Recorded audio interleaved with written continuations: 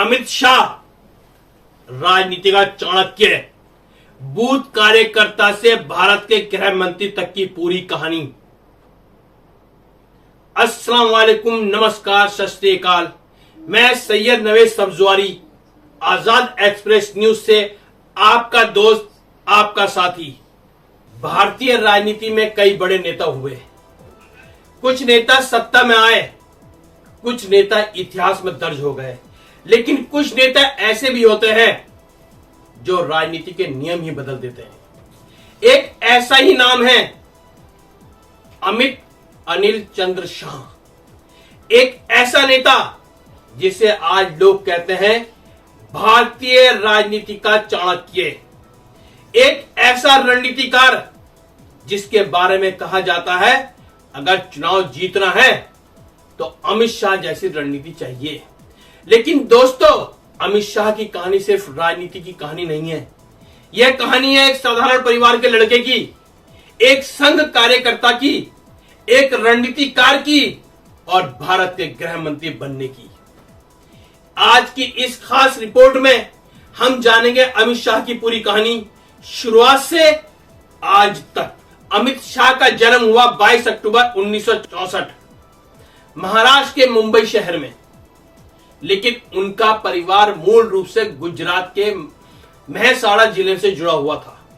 उनके पिता अनिल चंद्र शाह एक सफल व्यापारी थे।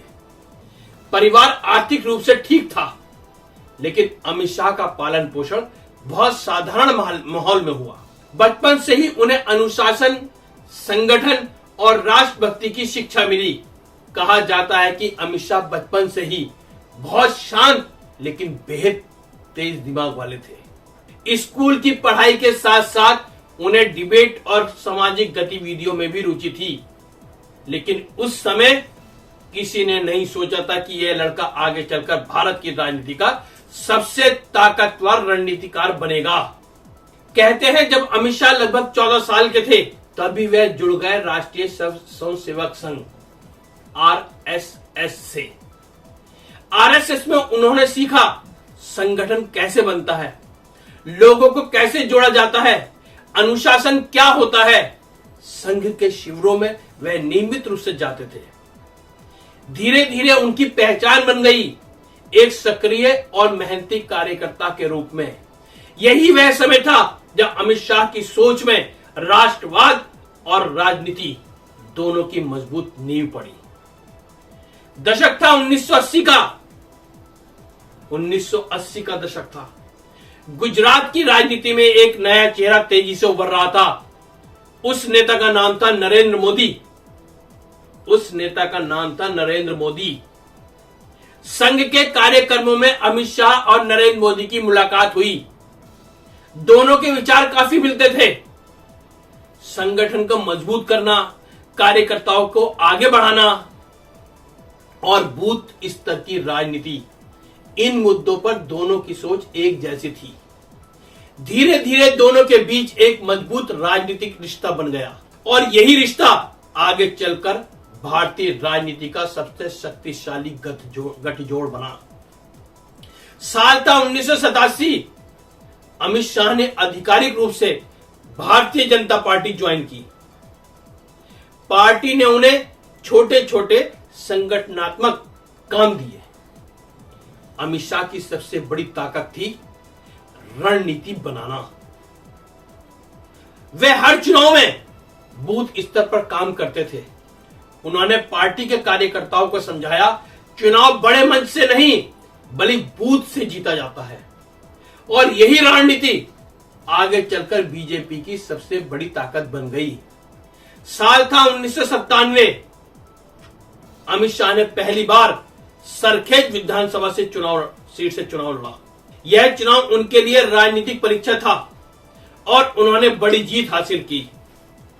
इसके बाद 1998, 2002, 2007 लगातार चुनाव जीतते रहे और धीरे धीरे गुजरात की राजनीति में उनका कद बढ़ता गया। 2001 में नरेंद्र मोदी गुजरात के मुख्यमंत्री बने और अमित शाह उनकी टीम के सबसे भरोसेमंद नेता बन गए। गुजरात सरकार में अमित शाह को कई बड़े विभाग मिले, गृह मंत्रालय, कानून विभाग, जेल विभाग, परिवहन विभाग, उन्हें माना जाता था मोदी सरकार का सबसे मजबूत मंत्री। 2014 का चुनाव भारत की राजनीति का सबसे बड़ा चुनाव था। बीजेपी ने नरेंद्र मोदी को प्रधानमंत्री पद का उम्मीदवार बनाया और अमित शाह को जिम्मेदारी दी गई उत्तर प्रदेश की। उस समय यूपी में बीजेपी बहुत कमजोर थी, लेकिन अमित शाह ने एक नई रणनीति बनाई, बूथ मैनेजमेंट। उन्होंने हजारों कार्यकर्ताओं को बूथ स्तर पर सक्रिय किया और परिणाम आया। 80 में से 73 सीटें बीजेपी गठबंधन को मिली। 2014 के चुनाव में 80 में से 73 सीटें बीजेपी गठबंधन को मिली।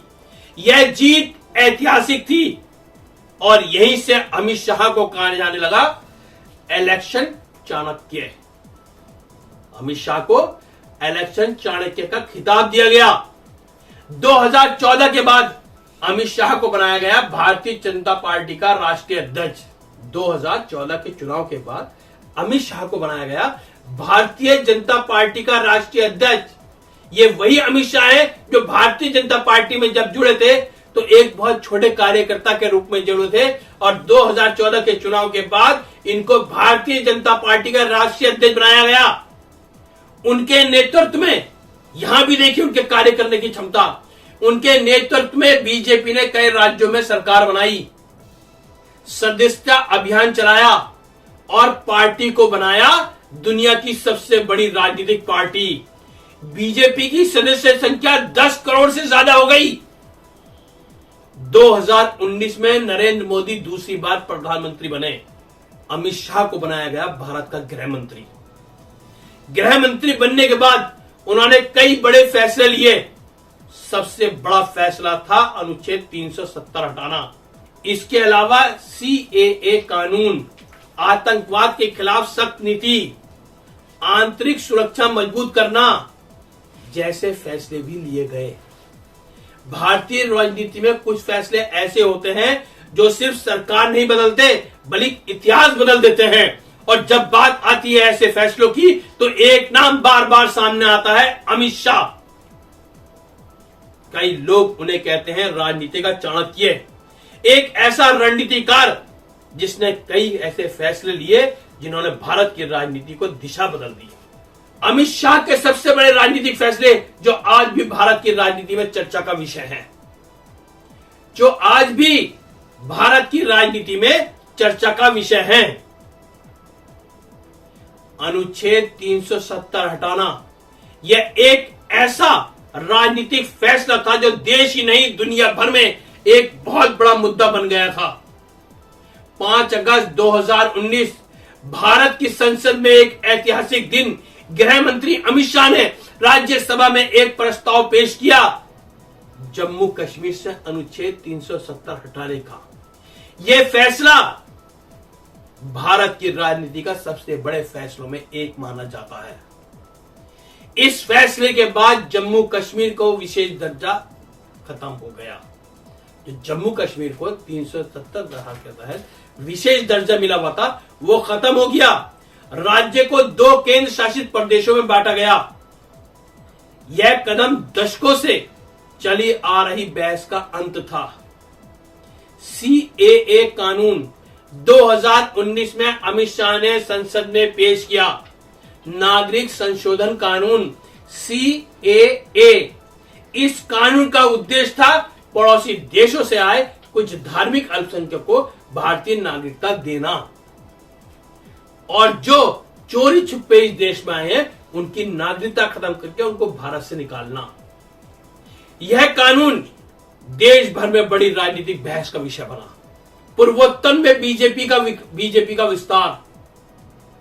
एक समय था जब पूर्वोत्तर भारत में बीजेपी लगभग ना के बराबर थी, लेकिन अमित शाह की रणनीति से असम, त्रिपुरा, मणिपुर, अरुणाचल जैसे राज्यों में बीजेपी ने सरकार बनाई। यह भारतीय राजनीति में एक बड़ा बदलाव था। त्रिपुरा में 25 साल की लेफ्ट सरकार खत्म करना। त्रिपुरा में लगभग 25 साल तक लेफ्ट सरकार रही, लेकिन 2018 के चुनाव में बीजेपी ने वहां ऐतिहासिक जीत हासिल की। इस जीत के पीछे अमित शाह की रणनीति को सबसे बड़ा कारण माना जाता है। आतंकवाद के खिलाफ सख्त नीति, NIA को मजबूत करना, UAPA कानून को सख्त बनाना, आतंकवादी संगठनों पर प्रतिबंध, इन फैसलों का उद्देश्य था देश की आंतरिक सुरक्षा को मजबूत करना। NRC पर चर्चा, अमित शाह ने राष्ट्रीय नागरिक रजिस्टर यानी NRC को लेकर भी कई बार बड़ा बयान दिया। यह मुद्दा भारतीय राजनीति में काफी चर्चा का विषय बना। जम्मू कश्मीर का पुनर्गठन, जब उन्होंने अनुच्छेद 370 हटाने के बाद अमित शाह ने जम्मू कश्मीर का पुनर्गठन बिल भी पेश किया। इसके तहत जम्मू कश्मीर और लद्दाख 2 अलग केंद्र शासित प्रदेश बने। सहकारी मंत्रालय की शुरुआत 2021 में अमित शाह को एक और जिम्मेदारी मिली, सहकारी मंत्रालय। इस मंत्रालय का उद्देश्य है देश में सहकारी संस्थाओं को मजबूत करना। इन फैसलों ने सिर्फ सरकार की नीतियों को नहीं बदला, बल्कि भारत की राजनीति की दिशा ही बदल दी। तो दोस्तों, यह कहानी थी अमित शाह की, एक ऐसा नेता जिसने संगठन से शुरुआत की, रणनीति से राजनीति बदली और आज भारत के गृह मंत्री के रूप में देश की सुरक्षा संभाल रहे हैं। अब सवाल है, क्या अमित शाह भारत के सबसे बड़े राजनीतिक रणनीतिकार हैं? अपनी राय कमेंट में जरूर बताएं और चैनल को सब्सक्राइब करें, लाइक करें। मैं आपका दोस्त सैयद नवीद। जय हिंद।